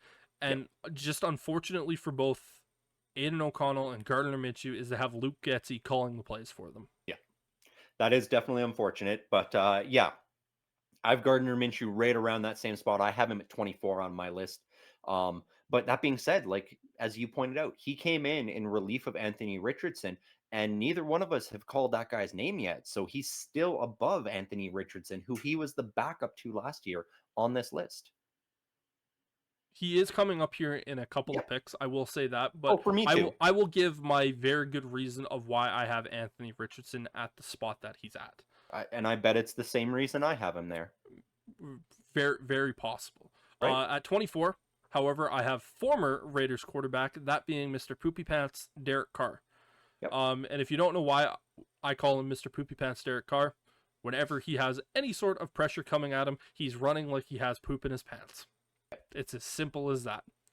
Derek Carr to me, he's one of those guys that when you talk about game manager, he Mhm. is sure and away a game manager. I Yep. think he might be one of the very best quarterbacks in the league at reading what a defense does pre-snap. Mhm. After that, it's just kind of like, okay, how do you think his arm is? It's good. How do you think his mobility is? It leaves a lot to be desired. You know, post read, what do you think he does with the defense? I think he's good. Like I think his post read versus pre read is a significant drop off, but he's finds the ability to get the ball at his targets when he needs to be, and And I'd say he has great accuracy. He is fairly yes, accurate. Yeah. yes, and for me, I think being a top 25 quarterback in the NFL is perfectly where he is slotted here at the moment. Yep. Being with the Saints, he has some decent weapons in Chris Olave there, but they're kind of the redheaded stepchild in that division of where they're not looked at as the worst team there, because obviously the worst team there is still the Panthers, and we're going to talk about them here in a little bit. But they're going to be beat by the Buccaneers. They're definitely going to be beat by the Falcons. They're just going to kind of be that I'm not going to say doormat, but they're a little bit more than what essentially is just a doormat of that division. Derek Carr, 24, just kind of feels like the perfect spot for him. Yeah, that's fair. Poopy Pants is I have him in my top 20. I've got him at 19. He was the one I was waiting to see how far you dropped him. And you know what? I'm not mad that you have him in your top 20. It's one of Right? those things of where you kind of look at him and pretty much kind of from that 18 spot down, it's kind of just like a kind of blind throw a dart at the dartboard at Yeah. kind of where people have them. Right. And the reason I sort of had him there is because he does have fewer great weapons available to him and is still able to be a serviceable game manager who is still winning games. You know, you look at guys I've got behind him like Geno Smith. He he's got DK Metcalf Mhm. and who was it they just drafted last year? Jackson Jackson Smith Smith and and Jigba. Jigba. You know, and we look at Gardner Minshew, who's got Devontae Adams. So, you know, like these guys have significantly better weapons, and that's why I've got them slightly behind Fair. Derek Carr. At 25, I have a rookie from last year, and he did not play a lot in last year, but when he did, I was thoroughly impressed with him, and that's Titans quarterback Will Levis. When he came in his first start, Mhm. he looked really good, and he kind of just rode being around that top 25 quarterback. But then again, you look at the things that he has around him. He had no offensive line. Yep. He had no weapons. People say DeAndre Hopkins. DeAndre Hopkins is what, 34 at this point? Yeah, it might be a little bit younger at like 31 or 32, but he is not the same DeAndre Hopkins that we've seen from him. Um, you know, he had Derrick Henry, but Derrick Henry wasn't the same last year. He was still very good, but Mhm. he wasn't that same level of a player. I think they've definitely brought in more weapons for Will Levis to throw to. I think Will Levis could be a guy that we see jump up into the top 20.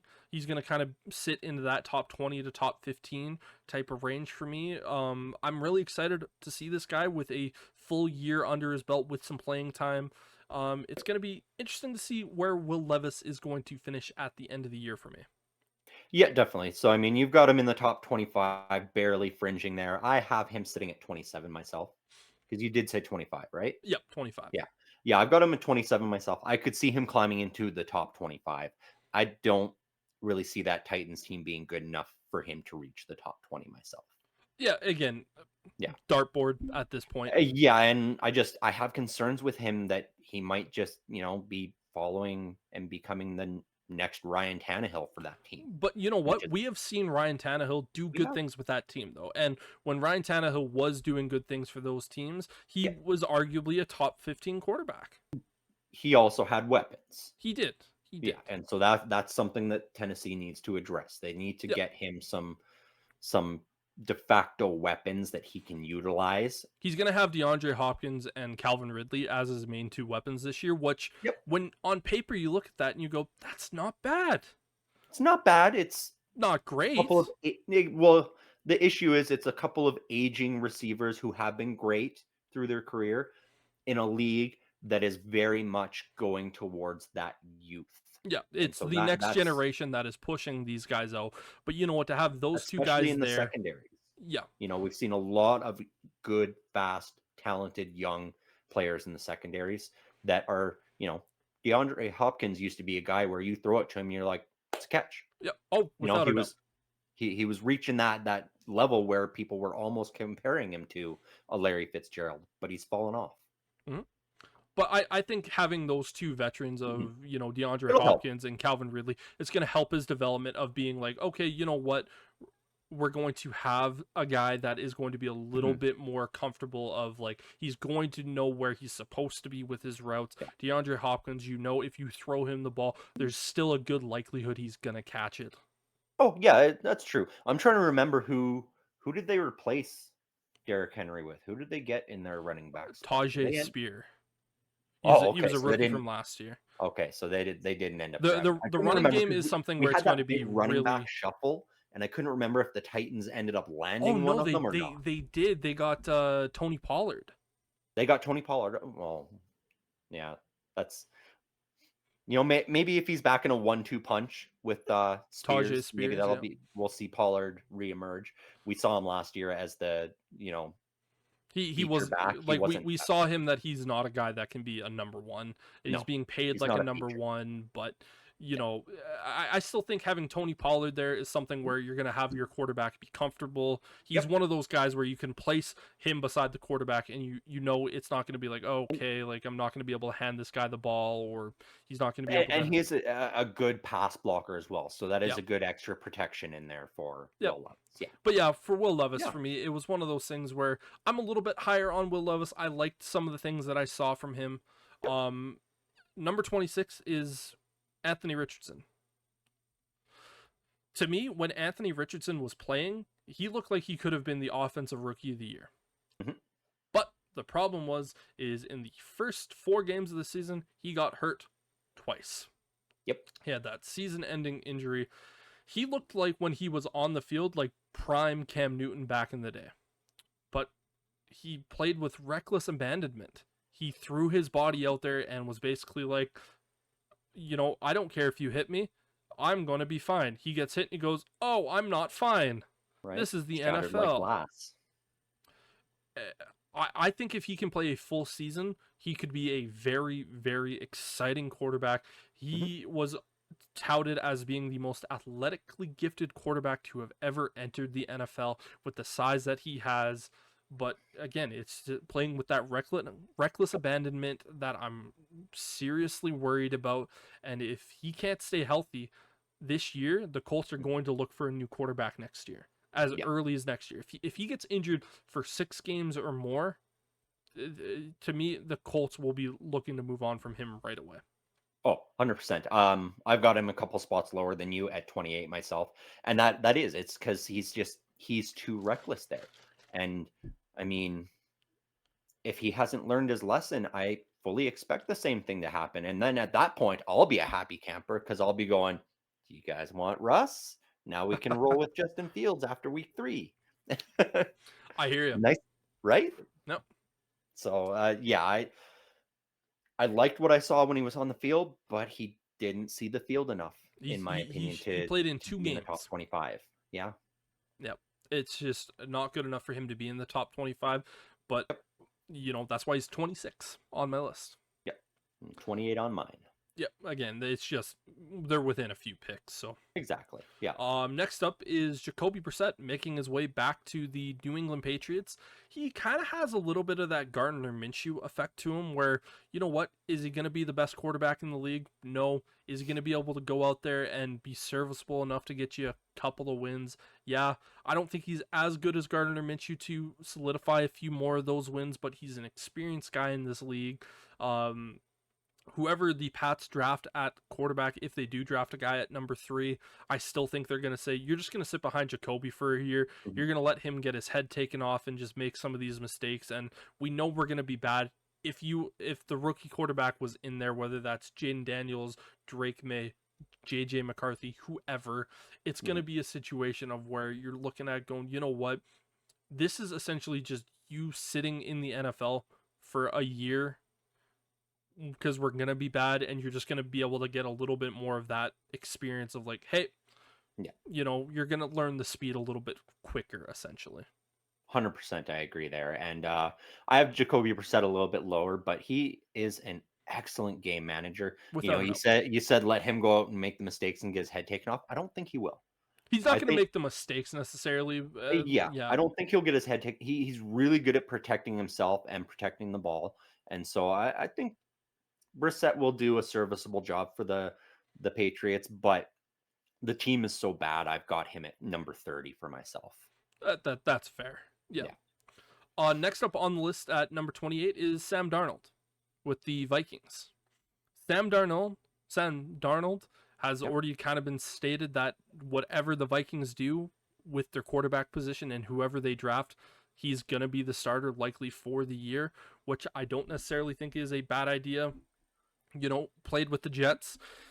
Jets were a mess. Went to Carolina. That was a mess. He backed up Brock Purdy this year with the 49ers. And you know what? I think Sam, for him, he's going to have TJ Hawkinson, Justin Jefferson, Jordan Addison to throw the ball to. Aaron Jones, if he can stay healthy for a full year, is going to be half decent. Yep. And for the Vikings, they're not necessarily looking at him saying, what, we want you to go win us a playoff game. It kind of feels similar to a Jacoby Brissett, where it's, you know what, you're just gonna go out there. You have a ton of experience in this league as a starter. Just do the best that you can. And I think after Kirk Cousins went down, the 49ers would have loved, or pardon me, the Vikings would have loved to have a guy like Darnold out there because at least he's going to be consistent. Yeah. We hope he's going to be consistent. I haven't seen enough from Sam Darnold. Like you said, it was a dumpster fire in New York. It was a dumpster fire in Carolina, but neither of those were his fault. And then he was relegated to back up to Brock Purdy. He looked good in the couple of games that he filled in for him. Yep. So there is promise there for sure. But I've got him sitting at 31 for myself. I think having the weapons that are going to be Mhm, there is going to instantly help him. He's going to be able to deliver the ball to Justin Jefferson and Jordan Addison, TJ Hawkinson mhm. better than what we saw from guys last year, and they were Yeah. still getting those guys the ball. So that's kind of why I have him a little bit higher up on this list.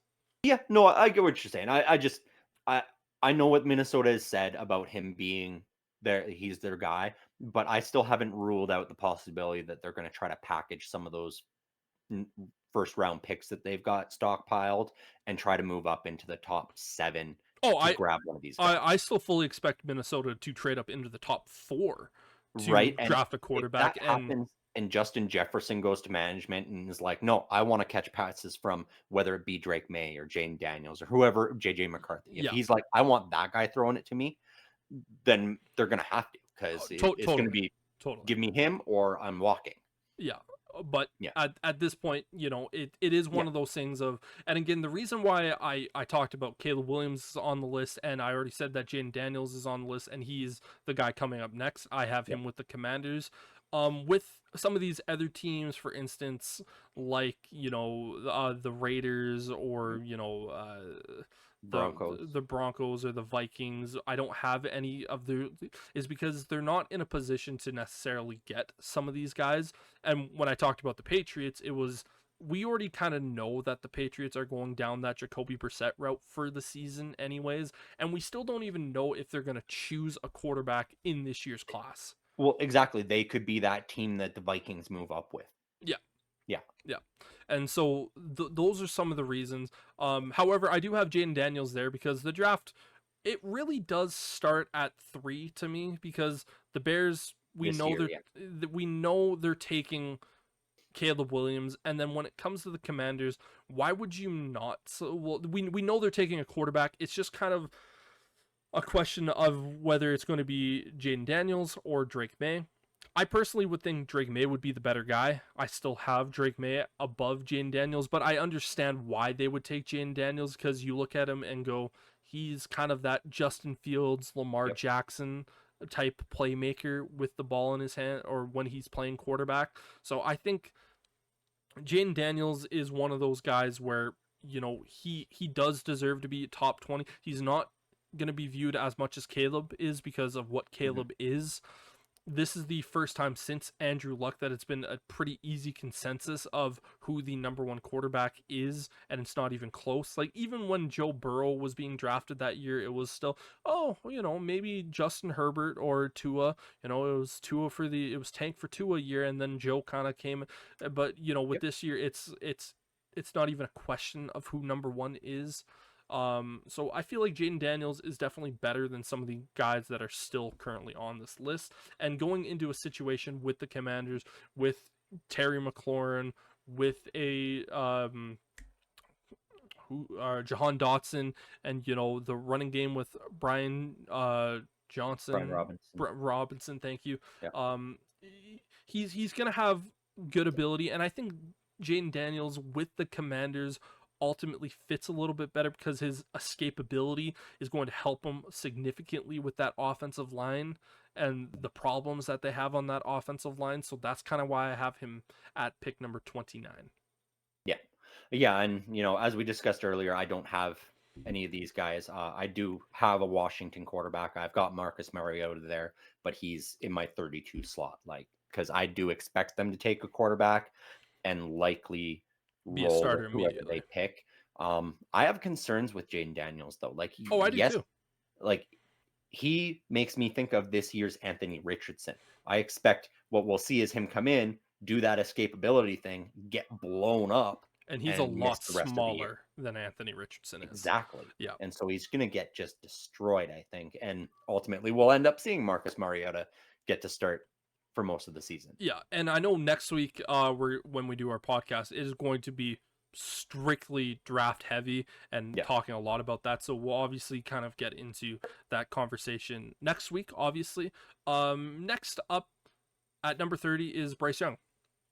Bryce Young, to me, he played 16 games last year. I did not see anything that really impressed me. He was supposed to come in as this, Steph Curry, just distributor of the football. I didn't really see that. To me, Bryce Young, he went into an organization that had nothing there. They Yeah. traded away DJ Moore. They thought that a 34-year-old, why am I forgetting his name? He was with the Vikings for a lot of years. Uh, Oh, yeah, yeah. That sums up what he had for weapons right yeah, there, and then right? his offensive line, the coaching situation Mhm. where Frank Reich got fired halfway through. There was a lot of stuff that is not necessarily controllable for Bryce Young, but for me, I looked at Bryce Young and there was nothing that impressed me enough to move him upwards on this list. He was bad. The fact that you had a rookie quarterback that was drafted first overall, and you gave the Chicago Bears the first overall pick. Mhm. Granted, the team was a fucking mess. Yeah. They were. But he did nothing to help them get out of that mess. And if you are a true franchise defining quarterback, we saw what CJ Stroud did. Mhm. We thought that the Panthers were going to be better than the Texans. Look at where Yeah. CJ Stroud is on my list as opposed to Bryce Young and the differences in their seasons. Yeah. Yeah. I've said it in the past, I'll say it again. The Panthers are going to look at CJ Stroud and regret that pick probably for the next 20 years. Yeah, 100%. I do have Bryce Young a little bit higher up on my list. He, the team went out and they got him at least one weapon. They've made some moves this offseason, so they're trying. Who did they They get got for a Deontay weapon? Johnson. Yeah, okay. That's better than what they had last year. It So that is. It is. they've got something for him to throw the ball to. And so, I do have him at 26 for myself. I'm not saying he can't be a riser in this Yep, list. It's just that right now, today, I can't have him that's fair. higher. See, and I think we just went opposite ends of the spectrum for him. Like you could see him rising. I've got him at 26. I don't See him necessarily see him dropping. rising above that. I could see him dropping Yeah. if it doesn't go well with DJ and whoever else they manage to get for him. Yep. At 31, I have Jared Stidham with the Denver Broncos. Jared Stidham, to me, he has very few starts. Um, for me, number 32, I'll get why I have 32 as 32, but Fair. Jared Stidham, he's realistically, I can't see him being any better than this. I see a quarterback being drafted with that team with that 13th overall pick. I don't know who it's going to be, though. I don't know if they're going to try to trade up. Jared Stidham, when you look at the Denver Broncos, he's played in the NFL for years. He's had a few starts in the league. Has he looked great in those? No. Has he looked like the worst thing since, moldy bread? No. But he also hasn't been great in those games as well. So for me, Jared Stidham is at 31, and I feel like you already know who number 32 is for me. Well, since you said you had one guy for every team, yeah, I know who you've got at 32. I don't even have Stidham on this list because I felt like the Denver Broncos, they just don't deserve to have a quarterback on this list. Totally. Stidham's not good enough to be in the top 32. I would rather have some of the backups for a couple of these other teams, which Without a we'll doubt. get into when we're finished the list. I'll go through the few guys I've got on mine that we didn't touch on. Yeah, whoever the Broncos do draft or trade up to draft or pull off some trade with, you can't run with Stidham. If you do, you might as well just be You're giving up the season. you're going to Roger Goodell going, we'll take the number 1 pick next year. Thank you. Yeah. Yeah. At 32, it's Daniel Jones. He's Danny the Dimes. worst starting quarterback in the NFL. When they paid him last offseason, I remember I made a TikTok of where we were just talking about rumors, and I said that if the New York Giants pay Daniel Jones $45 million a season, they are going to regret it a year later. We're right here. Daniel Jones, when he started the season, he was horrible. He was terrible. There was nothing good about him when he was playing. He got injured. The team actually started to improve. They had a guy who was undrafted who was undersized. No one thought he was going to be anything other than just a meme. And Hmm. Italian, Danny DeVito or whatever is Tommy DeVito. Tommy DeVito, the nephew or related to Danny DeVito. It was looked as a I can't say the word. Publicity stunt. Yep, I that. got you. I Thank, got you. appreciate that. One of those p words that I can't say. But the Giants were significantly better. The fact that the Giants, a year after paying Daniel Jones, are bringing in quarterbacks in this year's class for interviews and doing that they're doing their homework. They were annoyed that it got leaked that they could potentially take JJ McCarthy at pick number 6, because Yep. I think at that point everyone was like, they're going to take a wide receiver. Daniel Jones is the worst starting quarterback in football. It's not even close. Even if you get Malik Neighbors or Romo Dunze, or hell, even fucking Marvin Harrison Jr., he's not even going to be able to hit him. He's a running back, and he's a shitty running back at that. He can't throw the ball. Yeah, oh, Brian Dabo, he won a playoff game with him. Okay. He doesn't have a running game. He doesn't have weapons. Daniel Yeah. Jones sucks. He's the worst quarterback in football. Yep, that's fair, man. I've got him higher than you, obviously, because I said who I had at 32. I've got Daniel Jones at 29 on my list. Um, he's not great, but Terrible. we, he hasn't been put in a good situation. He was overdrafted when he got drafted. Yep. Like the Giants reached horribly to get him because they're like, he's going to be the second comings of Eli Manning. We're going to be great again. And it didn't pan out as we knew it wouldn't. They could have sat and probably gotten him in the second or third round and been in the same spot they are, but paying him a lot less. Yep. Um, I've been intrigued by this because as any of you who have been watching us know, we've got another series going on, our Madden series, where I took the Giants and I'm taking on a Giants rebuild while enduring this Daniel Jones contract. And so it's interesting for me to see. I've got him a little bit higher just because if he can stay healthy, I think the Giants team would have improved along with him if he had stayed healthy last year. Saying they got better when he went down, I think it was just the team was starting to gel and get better. It wasn't necessarily because he wasn't there, in my opinion. But that's just my, yes, I do think he is one of the worst. That's why I've got him at 29.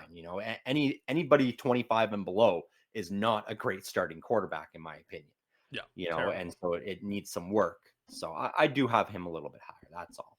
And fair. I think Yeah. for me the biggest reason why I have Daniel Jones at 32 is Mhm. also the contract.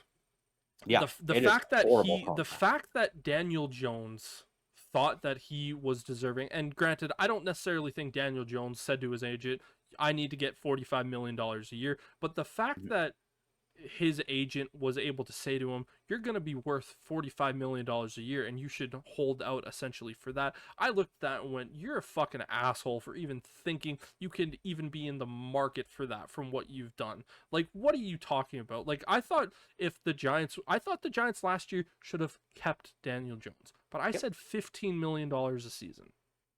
I would have even been okay with 25, to be honest with you. I know that's still a little bit high, but it's not 45. Oh, without a Like doubt. that Yeah. 45 is too much. I mean, if anything, that agent's got to be sitting back, getting calls from everywhere, Yeah. going, be my agent, please. I'm terrible too. Get me a contract. Kenny Pickett's probably calling him up going, how can I get $45 million? Yeah. Yeah. Yeah. Well, we'll get you traded to the Giants and we'll get it done. Totally. I know you had a few guys that were backups on this list that you would like to talk about. Yeah. So, I mean, like I said, I felt that I didn't want to include Caleb Williams. I didn't want to include Jaden Daniels or Drake May or anything like that. And then there were teams like the Broncos where Stidham didn't deserve to be on this list. Totally. Tyson Totally. Bagent wouldn't be on this list because of that. We talked briefly how I do have Justin Fields as a backup for Pittsburgh at number 23 behind Russell Wilson at 21. Funny enough, 21 through 23 or 20 through 23 is where I've got that sort of shuffle, because I had Geno Smith at 20 and then I have Sam Howell as my 22nd quarterback on that list because I thought he was a very good quarterback for the garbage organization he played for last year. I think he And was so good that when the Seahawks traded for him, he had officially taken the Seahawks out of quarterback conversation. I agree with you. for drafting, yeah, Yep. 100% because they now look at that and go, we got Geno Smith for now. We can let Sam Howell learn and grow this system behind him, and he will be our quarterback of the future. That Yep. that was an Totally. excellent move by them. And that being said, if somebody like a Michael Penix Jr. drops to the second or even the third round, I don't think that will happen. But if it happens, I could see the Seahawks going, let's do it. He's a local product. Let's bring him in. Exactly. Totally. So it's still definitely a possibility, but yeah, that was the guy for me. Like Sam Howell is definitely a top 25 deserving quarterback in my opinion. And Totally.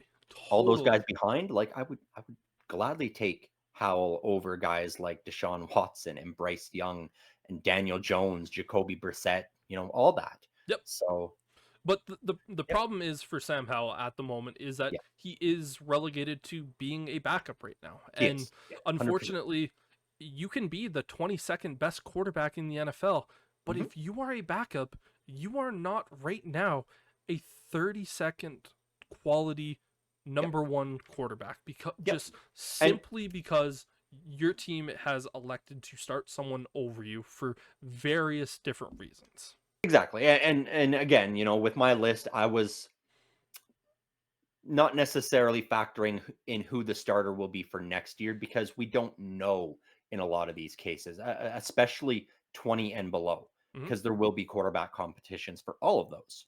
With the You exception know, of 20. well, yeah, because you had Caleb Williams. I was going off my Yeah. list with Yeah. 20 is Geno Smith. I do expect Geno Smith and Sam Howell to battle for that position. And there's a possibility Howell could win that role. Maybe. You Maybe. never know. And so that was sort of the way I was looking at it as that, and then based off of how they did this past season was a lot of what I factored into where these guys landed. Oh, You know, totally. barring the horrible injuries to guys like Kirk Aaron Cousins, Rodgers, Kirk Aaron Cousins. Rodgers, yeah, stuff like that. So yeah, and I think those were the only two guys that I had on my list that you did not. Yep. Yeah, I know for most of this list, I have 1, 2, 3, 4, 5, 6, 7, 8 guys that were realistically going to kind of shuffle around. Pretty much from 23 onwards, I just kind of kept all the guys that I had yeah, there. Probably even more likely from 20 back. I'm realistically gonna leave. You mhm, could argue with me for where you want Deshaun Watson. I'll be okay with that here at the moment. no, But I didn't honestly. The only two that or I guess three that you and I were really far apart on were Jared Goff, Baker Mayfield, and C.J. Stroud. I really do feel like Jared Goff should be above Stroud and Mayfield. okay, Yeah. so let's go through this. So 1 through 6, we're pretty much in agreements on. Yep. Mahomes, Yeah. I Burrow, mean, we Allen, had them Herbert, different orders, Jackson, but Prescott. I'm not. I'm not upset with the order. I will pound my table for CJ Stroud to remain in the top 10. I think I am 100% thinking he is deserving of that. But if you think, for instance, like a Jared Goff should leapfrog him in that, I'm more than happy to make that change. Yeah, I just think Goff should be considered above Stroud in my opinion. If that means Stroud drops to 8 and Goff gets that 7 spot, so be it. Yeah, so I changed it for Jared Goff to have the 7th spot and CJ Stroud to have the 9th spot, which ultimately leaves Kirk Cousins at number 8. I think we're both probably happy with that. Yeah, that's Um, that's fine. Like I said, I had him outside my top 10, but we had similar arguments for why we had them where we do, and I don't see any reason to have to move him. and Honestly, they were relatively close enough to the point. yeah, it was more Goff was the only one that I really felt was a little bit slighted on your list Okay. just because of what he was able to do this year and how he's improved over the last several years. For Baker Mayfield now, I have him at 10. Yeah, I still think he should arguably a top 10 if you think there's that's someone fine. that should be more deserving of that particular spot. No. That was fine. Those were just the three that we were very far apart on. Mm. It was because you. I can't remember where you had Goff originally, Goff but was 9. okay, so So that he wasn't he that went far from apart. Never mind. 7 to 9. So I just the only That's switch fair. that Okay. I've made is Jared Goff and CJ Stroud. Goff Yep. goes to 7, Stroud goes to 9. Yeah, I Um, wouldn't even necessarily said you had to drop him that far. But no, the other two, it was just we were far off. I don't need Baker Mayfield or CJ Stroud to drop any further than where you've got them. I had them at 14 and 15 myself, and I feel like in that range yep. that's suitable, honestly. Do you want to move Jalen Hurts at 12, 2 at 13, Aaron at 14? Nope, All nope, those all are all fine. satisfied with No, there? like I said, those for me were just more personal opinions on why I had say Jalen Hurts lower and Aaron Rodgers higher. That's all that is, and we get that. Yep. Like you look at analysts all around the NFL, all around the world that do this. The odds of two guys having the exact same selections, Is impossible. it's impossible. You'll always have somebody who will pound the table for a certain guy, and like you were saying, I can't remember who it was. You were like, this guy's staying in the spot. It was Justin Justin Fields. Fields. Yeah. And for me, it was just, I Jared Goff, it was a fringe for me. He was, You when thought we he were should have doing been our a little top bit five higher list. than what I had him as. Well, exactly. When we were doing our top five list, Jared Goff was in that list for me when I was shuffling guys around, along with Justin Herbert, Dak Prescott. Fair, fair I enough. felt he was up there. It was just Dak Prescott was a little bit better.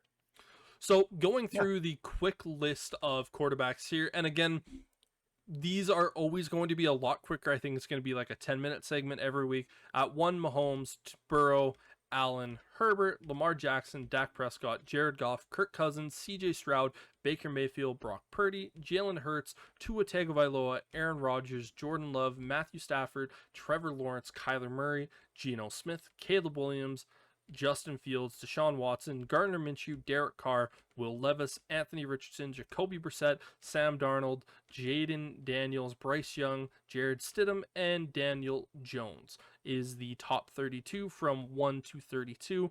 Every single week, we are going to have changes to this list, and we will always have a number of where they started and where they have moved to, Mhm. and kind of go on this road of kind of how they've done so far throughout the year. And it's going to be kind of a fun thing. Again, there's probably not going to It, be a lot of guys that change week in, week out. We're probably going to have some yeah, fun situations, but yeah. exactly. I expect it to be more of something where we're going to put up a graphic for you guys showing where we feel they've moved, and we'll talk about the few guys that have moved. We won't go through the full 32 of each guy and explain why they're there. Yeah, It'll be it's more, it's oh, only going to be like, oh, this guy has moved up and it's causing these guys to move down, or this guy exactly. has drastically dropped, or this type of Yeah. that. Yeah, That's more what it's going to be rather than us going through and doing a full list of 32 yeah. each time. It's going to be, There's going to be yeah, weeks at a time where we won't talk about certain quarterbacks and this and that. yeah, It's just going to be like, oh, like let's just say, for instance, Geno Smith is just on an absolute shitty run. It's going to be like, okay, Geno Smith, he's moving down to 25. So that's yeah, causing, Will Levis and company to move up unless we have other movement within that little section. That's essentially exactly. kind of what it's going to be. So that is our QB power ranking, and I thought this was very good to do and kind of really sit down and kind of go where we are at this point. Again, we'll probably have another situation where we go through this list again next year at some point around this time. And again, this list is And not set in stone for week number 1. There will be changes guaranteed, because oh yeah, obviously we're going to I have the draft and what's going to happen with the Steelers. exactly. I fully expect this to be sort of a conversation we touch on in a shorter fashion, probably around training camp time in mid-July. Yes. Yep. August is definitely going to be one of those Yep. things where it's going to be a heavy, like, okay, this is going to change, blah blah blah blah blah. Yep. But yeah, now we get to talk about the biggest news in the NFL world that hit this week, and that was the passing of O.J. Simpson. Yep. Now, when talking about the world of football and NFL, OJ Simpson is a huge loss for the football world on what he did when he was on the field. Because OJ Simpson in college was unbelievable. When he was playing in the NFL, he was one of the greatest running backs of all time. There's no denying that. Yep. From there, at least from my standpoint, and I'm sure from your standpoint, the positive things that you can say about him pretty much stop. Yeah. Yeah, I mean, that's just it. Like, I didn't have a whole lot that we were wanting to talk about him. You know, he was a prolific running back in his career when he played in the NFL. Did some amazing things, put up some ridiculous numbers. Post Highlight NFL machine. career, honestly, I'm not touching that with a 10-foot pole. Like he was a bad man. Bad man, bad boy. Yeah. The only thing that I ever wanted to say when I first heard the news was he had a better run with the Bronco than Russell Wilson. Yep. And 100%. like, There were lots of comedian tweets and stuff that I was seeing throughout oh, the week making jokes about it, and they were funny. I'm not going to repeat them here nope. because who knows if they're YouTube or Spotify appropriate. So we'll leave it at that. Go look at them yourself and have a giggle if you want. There's a 11-minute montage of Norm Macdonald, a famous comedian, fortunately Yeah, passed away a few years ago, where he just goes in. It is unbelievably funny, and I think you should right. give it a listen Yeah. just because of you can see when he's saying some of the things on whatever. I'm not sure if it was Saturday Night Live when he was doing it or whatever it No, was. what wasn't that at like the 1998 or 99 draft is when he did that. ESPYs. ESPYs. It was the ESPYs. Okay, But yeah. there Yeah. was also a show that he was doing where he was on a panel by himself. I'm not sure if it was Okay. SNL or what it was, but like he was I could saying jokes about OJ Simpson, and you Yeah, I could could see him hear. doing that on Weekend Update on SNL when he I was think that's doing that. exactly what it was. Yeah, It was Weekend Update, and you could hear the crowd going like, "We really want to laugh." And there were a few people that gave that laugh, but it was so awkward because it was so goddamn funny. uh, and honestly, that describes most of Norm Macdonald's career. Is he said a lot of things throughout his life where people were like, "I really want to laugh at that, but I don't know if I can." Yeah. The only thing that I, again, like I said, Yeah, OJ Simpson had a better run with a Bronco than Russell Wilson. That's as far as I'm going when I'm saying joke wise. But I was saying that before OJ passed away. yeah, Like that's one thing that I've been joking about for a long time.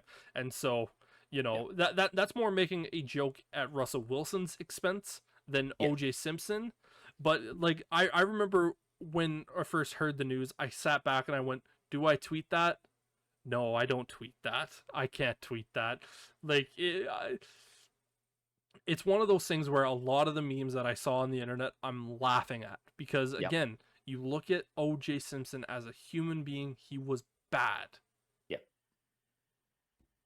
but it's also in severely bad taste, and it's just kind of one of those things. And us as football guys, if OJ Simpson was just the player and the career and he was doing mhm, that in the NFL today, we would like how would we not talk about him in glowing light? yeah. But it's all of the off-field stuff. Did he? Didn't he? We're not the guys to talk about that. But again, it's something where we did kind of have to mention it, obviously, because it is something big in the football world. And on that fun note, I think that is where we are going to end today. Um, unless Sterling, you have anything else that you want to add? No, no, like you said earlier, we will be back next week with sort of a draft preview. Um, I don't know how much new we'll have. We'll have some things that we'll want to talk about for sure. I expect we might be hearing some trade rumors coming up, and then it'll be quickly right into the draft. We're only, I think, about 12, 12 11 days. days away. Yeah. And so then it's big draft day, and we get to see what shakes out over that 3 day set. I do believe I'm not sure if you are still planning on doing a live. Yep. I won't be available for that, obviously, being a Thursday night. I really wish they would start doing the draft on Saturday. That would be nice for me because then I would be able to participate. But is what it is. Yep. Unfortunately for you and your work schedule, Yep. you could take it off, but it's It's a lot of money to lose it, just to watch my team select one guy. totally, and Yeah. it's 100% understandable. Yes. But yeah, that is going to do it here today, guys. Thank you all very much for watching. Make sure to always follow us on Twitter, TikTok, where we post a bunch of stuff where it comes from football stuff, from our stuff, and from the baseball side of things with Will and DJ, and just obviously hang out with us here on the YouTubes. But till next time, peace.